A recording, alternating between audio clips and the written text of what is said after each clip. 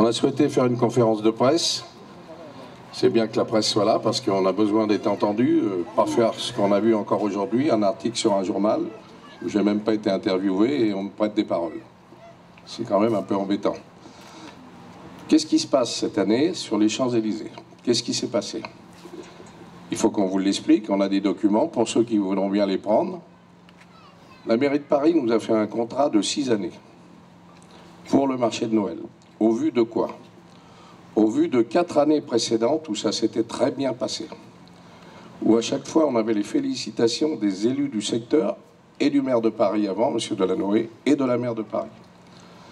Jusqu'en 2016, ça n'a été que des félicitations parce que vous avez pu vous rendre compte que chaque année, ça s'est embelli. Il y a eu des belles lumières, on a enlevé les lampes incandescentes à la demande de la mairie, on a mis du LED. On a mis des animations supplémentaires. De temps en temps, on s'est fait agresser par quelques journaux pour nous expliquer qu'il y avait des produits chinois. Écoutez, on n'y peut rien. Les gens veulent les acheter, les produits chinois, mais il n'y avait pas que ça. On a mis 120 artisans, dont 60 de la chambre de métier d'art, à qui on a donné des chalets pratiquement gratuitement. Quand vous dites pratiquement gratuitement, c'est-à-dire pendant 70 jours sur les Champs-Élysées, un chalet à 750 €. Contrairement à ce que j'ai lu dans les journaux où on louait des chalets entre 20 000, 30 000, 40 000. Les journalistes, c'est malheureux, racontent n'importe quoi souvent, et pas trop souvent dans le bénéfice du doute, c'est toujours en attaque. Encore hier, j'ai vu que quand on organisait quelque chose, et qui, pour défendre nos métiers, c'est des coups de force. Mais pas du tout. Vous avez vu dans une usine, quand les employés ils ont des ennuis, il n'y a plus de commandes, il n'y a plus rien, où on leur enlève leur travail, ils occupent l'usine. Et quand ils occupent l'usine, même les politiques vont les voir pour les soutenir. C'est-à-dire qu'ils défendent leur droit au travail dans leur travail.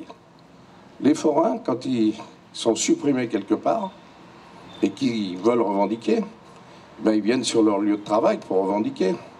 Et pour la plupart des gens, ça devient des coups de force. Non, il y a quand même quelque chose qui ne fonctionne pas dans la société.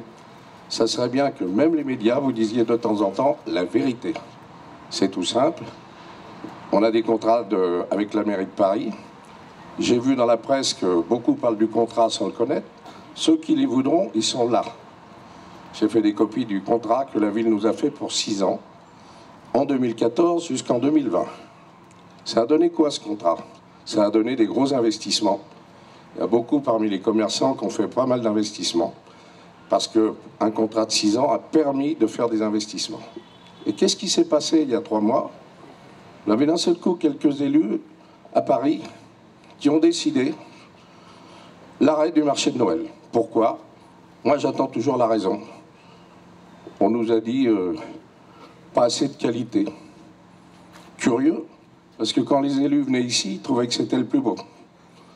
Et en plus, on a fait faire par un organisme indépendant, on a fait faire un comparatif entre le marché de Noël de Strasbourg, le marché de Noël de Londres, celui de la Défense, et cet organisme a mis des notes. Nous arrivons en premier sur la qualité des chalets, sur les animations et sur l'aspect général. On a envoyé ce document à tous les élus de Paris. Pas un seul ne nous a répondu. J'ai l'impression qu'à la mairie de Paris, depuis quelque temps, ils ont décidé que tout ce qui était forain à Paris devait être éliminé. Vous avez tous vu que les médias m'appellent, moi, le roi des forains. Vous avez tous vu, le roi des forains. Je vous rappelle que je suis roi de rien du tout. Je suis un représentant du monde forain, un entrepreneur qui, de temps en temps, a eu des initiatives un peu supérieures aux autres. La Grande Roue, le marché de Noël, c'est des initiatives. Il fallait les proposer, il fallait les mettre en route, il fallait beaucoup travailler. Il ne faut pas penser que quand on fait tout ça, on engrange des millions. Non, on fait beaucoup de travail et on a l'espoir que par la suite, ça va donner quelque chose. Contrairement à ce que je lis encore. Et là, qu'est-ce qui s'est passé? Depuis 1 an, le monde forain doit disparaître de Paris. Mais comment? Il n'y a pas de concertation. Il n'y a pas de dialogue. On nous a envoyé 5 lignes pour nous dire le marché de Noël, c'est terminé. 5 lignes. Vous êtes 240 commerçants, ça représente 2000 emplois. C'est quand même important. Et qui est à la tête de ça? Une municipalité socialiste.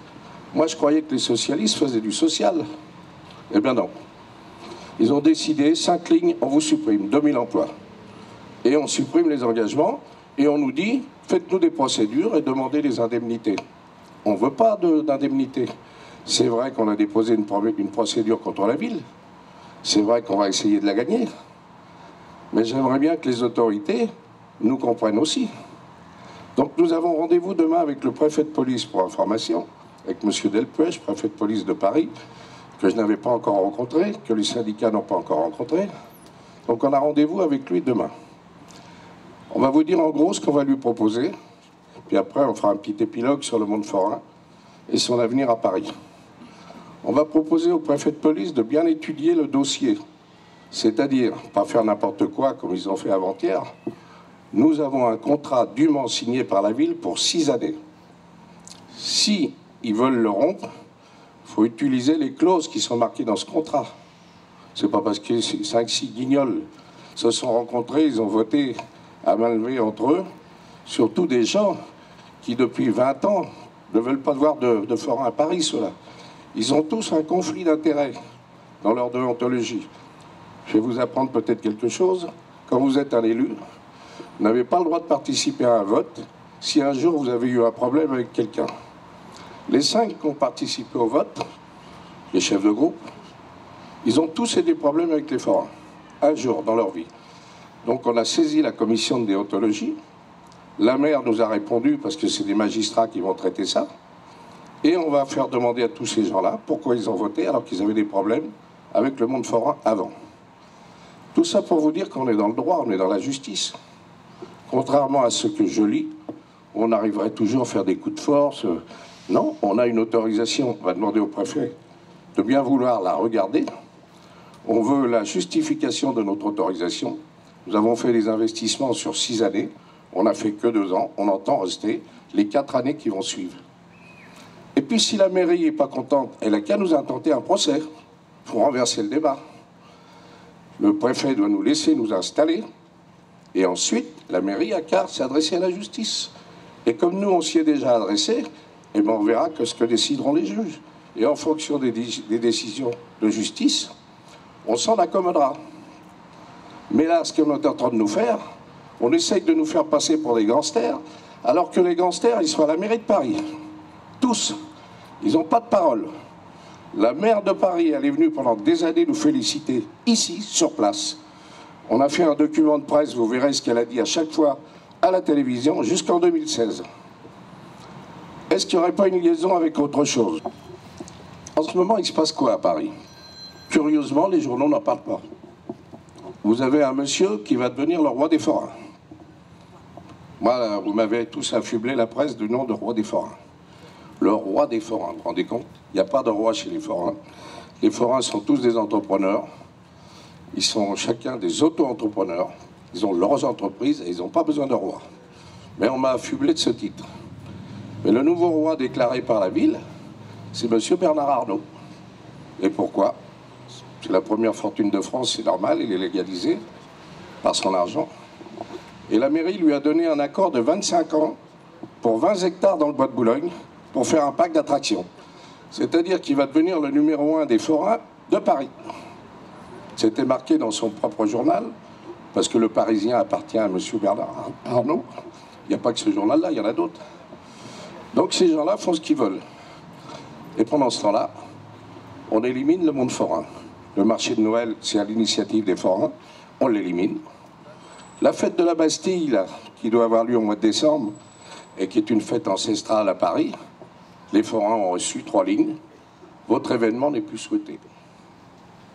Pendant des années, on a fait des fêtes dans le Grand Palais. Ça s'appelait jour de fête.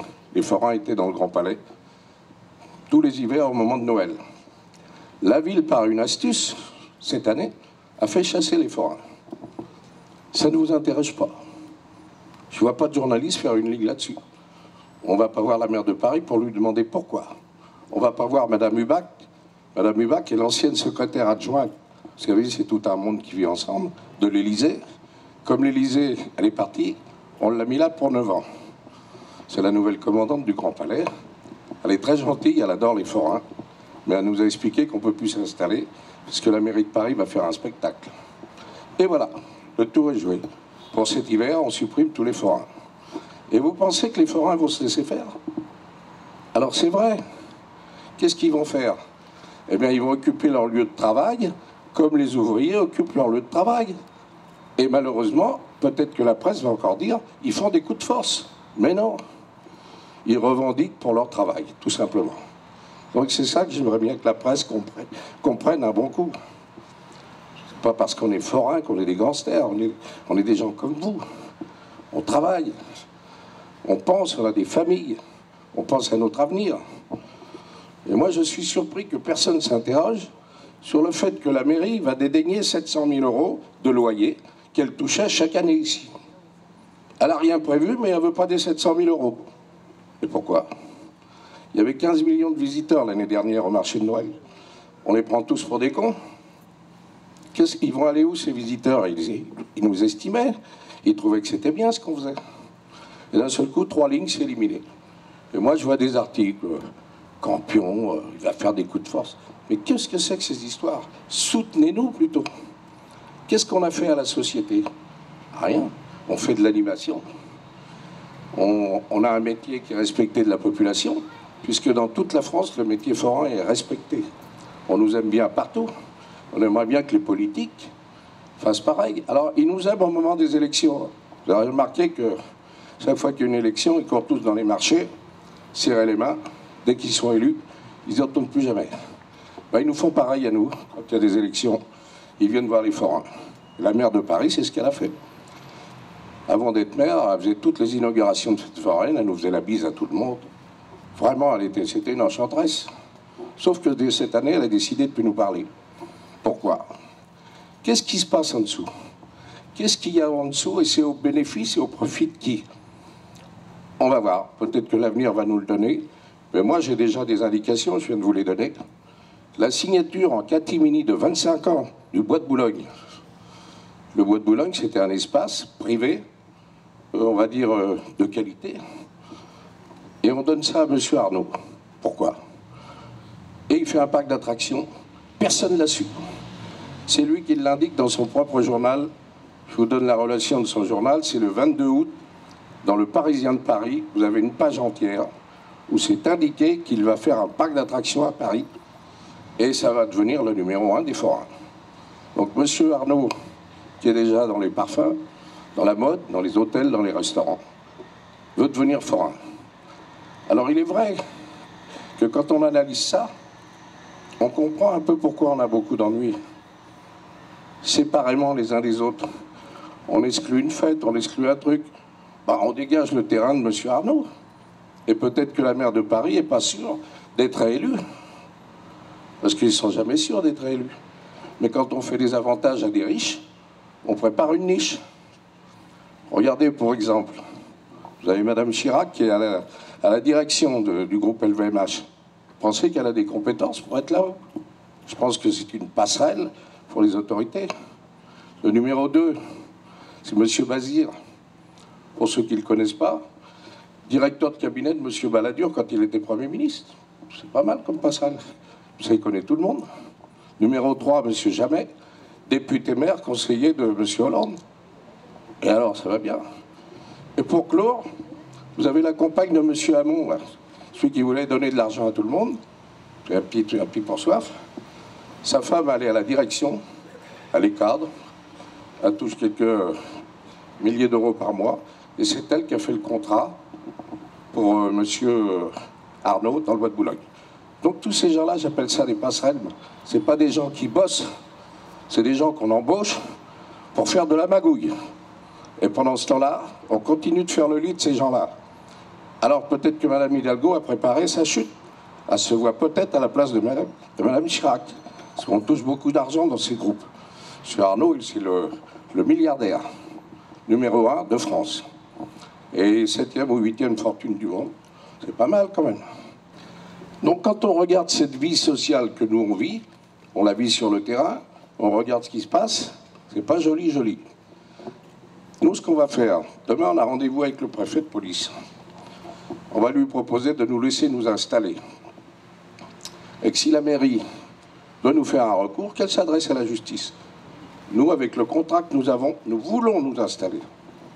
Et puis, si des fois c'est refusé, les syndicats nationaux du monde forain vont vous expliquer qu'ils vont déposer des recours pour faire des manifestations. Et à partir de lundi, il y a des manifestations tous les jours et Paris sera bloqué. Eh oui, c'est dommage. Comment voulez-vous vous faire écouter? Comment voulez-vous être entendu?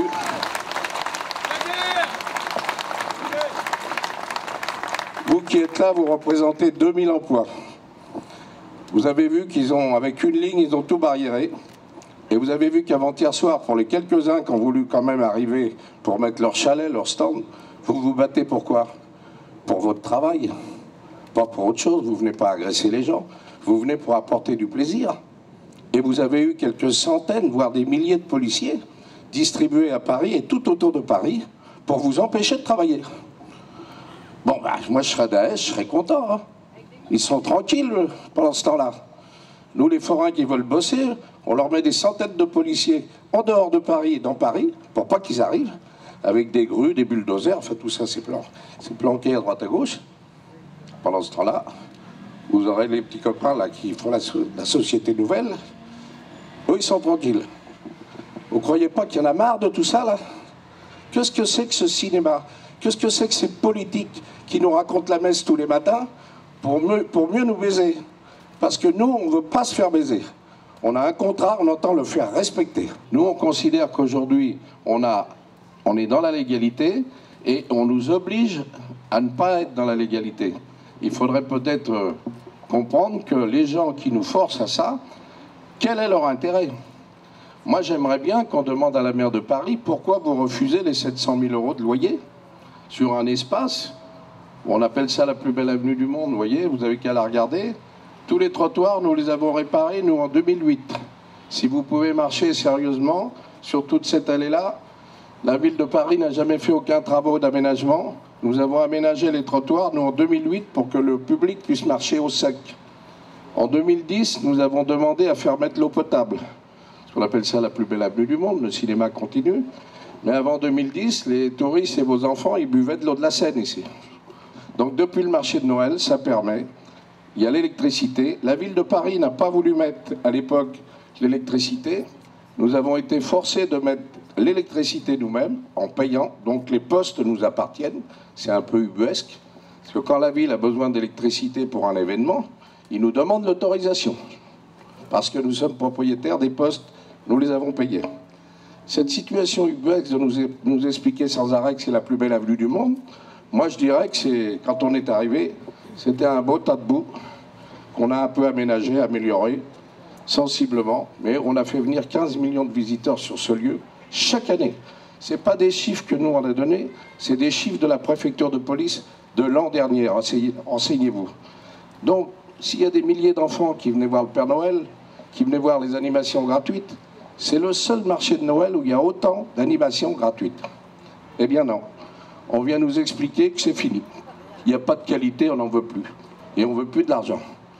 J'aimerais bien que vous interrogiez sur ce qui se passe là-dessous. Ben, les Parisiens, vous allez voir, on va faire appel aux Parisiens, vous inquiétez pas, vous les verrez quand ils vont nous soutenir. Parce qu'on va faire des actions, on sera soutenu. Quant aux élus, c'est quand même un peu problématique. Les élus à Paris, je vais vous dire comment ils fonctionnent. Ils ont tous des chefs de groupe. Chaque chef de groupe va voir l'exécutif. L'exécutif, c'est le maire, son cabinet. Et là, la magouille commence. Si le maire du 8e veut des travaux, il faut qu'il ferme sa gueule pendant 3 mois sur des votes. Si le maire du 16e veut des travaux, il faut qu'il ferme sa gueule. Il faut surtout qu'il vote comme on va lui dire. Moi, je me suis approché de 2 maires, ici, dans le secteur. Ils m'ont dit, nous, on ne comprend même pas, ils ont voté pour nous. Interrogez-les. Ils disent, oui, il y avait un vote, mais on n'y a pas participé. Ben, je dis, quand on dit qu'il y a un vote unanime, c'est que vous avez participé. Oh, ils ont voté pour nous. Il paraît que ça marche comme ça. Donc la magouille, ça se passe là-bas. Moi, la mairie de Paris, je la connais bien avant qu'il y ait des maires. J'ai travaillé avec M. Chirac, j'ai travaillé avec M. Thibry, j'ai travaillé avec M. Delanoë. Contrairement à ce que j'ai lu dans la presse, nous, on n'a jamais magouillé avec personne, on n'a jamais donné d'argent pour les élections. On a toujours défendu notre boulot de forain pour continuer d'exister. Ça n'a pas toujours été simple, mais on est toujours là. Avec cette équipe qui vient d'arriver, là, depuis 3-4 ans, je peux vous dire que là-dedans, il y a des magouilles sans arrêt. Ça n'a pas l'air de vous intéresser. Y compris le Parisien qui est là, parce que de temps en temps, il fonctionne avec eux, c'est normal. Le patron travaille avec la mairie. Il a acheté la Samaritaine, il a acheté la place Vendôme, il a acheté le Bois de Boulogne, il a acheté le journal. Vous avez tout compris, non? Et lui, quand il fera son article, il évitera son patron. Sinon, il est foutu dehors. Mais ça se comprend, hein. Alors, quelque part, tout le monde se tient par la barbichette dans cette mairie-là. On fait de la magouille. Et pourquoi on veut nous punir, nous? Qu'est-ce qu'on a fait à la société, nous? Qu'est-ce qu'on a fait à part amener de l'amusement, à faire du travail et à donner un loyer? On ne doit rien à personne. Pourquoi il y a cette punition avec l'État, avec des camions qui sont encore en face? Qu'est-ce qu'ils croient qu'on va faire là? Quand on voudra envahir Paris, ils vont nous voir arriver. C'est pas l'heure encore. Dans le contrat que vous verrez, c'est vrai qu'il est situé 2 ans renouvelables 2 fois. Mais quand il y a eu ce contrat de fait, il y a eu des négociations, il y a eu des discussions. Et je peux vous assurer que dans les discussions, les gens qui étaient à la discussion, c'était M. Julliard, M. Vichera, qui était directeur de cabinet, maintenant il est dans le train, là. Enfin, il est à la SNCF. Ils trouvent tous des postes, ces mecs-là. Et avec ces gens-là, il a bien été question que les 6 ans ne seraient jamais remis en cause. Ils m'ont dit il y a des clauses résolutoires, si votre société fait faillite, si vous ne perdez pas les loyers, tout ça, d'accord. Quand on en sera aux clauses résolutoires. Mais ils m'ont dit c'est une formule d'annoncer ça 2 ans renouvelable. Mais c'est tacite. Sauf que là, ils ont dit on ne renouvelle pas. Donc nous, ils nous ont incités à investir sur 6 ans. Croyez-vous que si on avait su qu'on ne restait que 2 ans, qu'on aurait fait tous les investissements qu'on a fait? Mais jamais de la vie, on n'est pas fous. Je vais vous dire que depuis l'année dernière, la mairie de Paris ne reçoit plus un forain à Paris, à la mairie. Il n'y a plus aucun élu qui répond en direct au forain. C'est un service de la direction du territoire, je ne sais pas trop quoi, là. C'est eux qui nous écrivent, des gens qu'on ne connaît même pas, et qui nous disent les décisions. C'est tout. Il n'y a aucune indemnité, il n'y a rien de prévu. D'abord, on ne veut pas d'indemnité, nous on veut du travail. On n'est pas là pour prendre l'argent des Parisiens. On était là pour amener de l'animation et donner de l'argent à Paris. Alors même ça nous est refusé, c'est un peu bizarre. Oui, j'ai vu quelques lettres qui sont mal faites, d'ailleurs la justice va s'en occuper. Il y a quelques lettres qui ont été envoyées des commerçants que si jamais ils travaillaient avec moi, ils n'auraient plus jamais de place à Paris. Je dis que les autorités vous auraient proposé de déplacer ce marché de Noël en dehors de Paris. Est-ce que vous nous confirmez cette information? C'est pas vrai, c'est faux. C'est encore un comique qui a raconté ça. On n'a pas besoin des autorités de la ville pour aller en dehors de Paris. On organise des choses toute l'année en dehors de Paris. Et le marché de Noël qu'on a proposé ici, c'était pour l'installer ici, pas en dehors de Paris. Mais c'est vrai qu'ils voudraient bien nous voir en dehors, parce que ça dégagerait le terrain de leurs petits copains pour le futur, que vous allez voir bientôt. Et pourquoi on ira ailleurs? Expliquez-moi pourquoi vous. Qu'est-ce qui se passe en ce moment sur cette partie-là? Rien. On gêne des habitations, ça fait du bruit, et on gêne qui là? Et pourquoi on ira ailleurs, madame? Vous savez que les gens, à force de les mettre ailleurs, un jour, ils ne sont plus nulle part. Hein? Pendant la guerre, on a vécu ces choses-là. Hein. Vous aviez des gens de l'autorité qui mettaient les forains dans les trains, ils leur faisaient signe, ils étaient gentils, ils avaient même des sourires. Ils les envoyaient qu'à Auschwitz, c'est tout. À partir de lundi, il y aura un dépôt qui sera fait légalement à la préfecture de police pour des manifestations. Puisqu'on fait ça dans la légalité, malgré ce que vous racontez les uns les autres. Les coups de force, comme vous avez mis, le coup de force raté de Marcel Campion.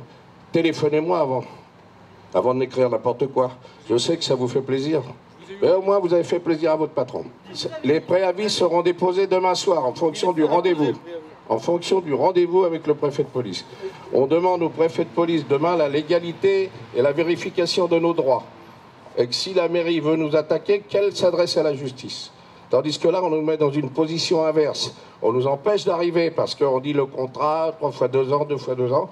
Vous savez, la magouille, on la connaît, ils essayent de nous la faire. C'est pas bien, c'est pas propre. C'est des gens qui ont leur salaire à la fin du mois, pas nous. La plupart des gens qui sont là, ils n'ont pas de chèque à la fin du mois. Ils attendent leur travail. Contrairement à ces gens-là, qui votent, qui discutent et qui ont leur petit chèque. Il y en a même qui ont plusieurs chèques, vous avez vu dans la presse. Il y en a même qui travaillent dans des ministères pendant qu'ils sont maires. Vous avez bien vu. Eux, c'est le travail fictif. Mais nous, c'est pas fictif, c'est le vrai travail. Travail effectif. La Grande Roue, si vous avez bien regardé, là aussi c'est une belle histoire. Vous allez voir comment on remercie les gens en France quand ils ont des belles idées. J'ai proposé cette idée-là en 1987 au maire de Paris, Monsieur Chirac à l'époque. Il a mis 5 ans pour me répondre. Mais on a mis en 1993 une grande roue foraine, de fête foraine, pendant 5 années, gratuitement pour le public, pour ceux qui ne le savent pas. Pendant 5 années, la grande roue a été gratuite au public. C'était une roue de 40 mètres de fête foraine. Ça a donné l'idée après aux gens qui organisaient la manifestation pour le passage du 3e millénaire qu'on mette plusieurs roues. J'ai été engagé par l'État à l'époque, vous voyez, il y a des fois on est bien vu, pour organiser une fête avec la Commission nationale du 3e millénaire pour mettre 23 roues sur les Champs-Élysées. Vous voyez, il y en avait 23. Plus une nouvelle qu'on a fait pour l'an 2000. Depuis 1987, j'ai été à peu près, on va dire, avisé et demandé par une trentaine de pays différents. La Russie, l'Amérique, il y a 2 mois, le Vietnam. Vous avez maintenant 400 grandes roues dans le monde entier qui sont partis de l'idée que j'avais donnée en 1987. Vous avez 400 grandes roues, mais qui appartiennent tous à des groupes. Des groupes, des banques, tout ça. Mais la grande roue qui est là, c'est une grande roue qui appartient à un forain. Donc tous les ans, on a des merdes. Tous les ans, il y a des merdes. J'essaye de faire de la résistance, mais croyez-moi, j'aurai 20 ans, 30 ans de moins, je disparaîtrai de ce pays. Ce pays est contre les entrepreneurs. Dans les administrations, il y a énormément de jaloux. Et tous les casse-couilles, excusez-moi, on vous les envoie dans les pattes. Je vous garantis que pour mettre une grande roue à la Concorde, c'est une partie de votre vie qui vous enlève. Alors à votre question, je réponds. La roue sera installée dans la nuit du 11 novembre jusqu'au 17, et on inaugure le 17 avec Belmondo et Alain Delon et beaucoup d'autres amis. On fera l'inauguration de la Grande Roue, en espérant qu'on fera aussi l'inauguration du marché de Noël. Le même jour.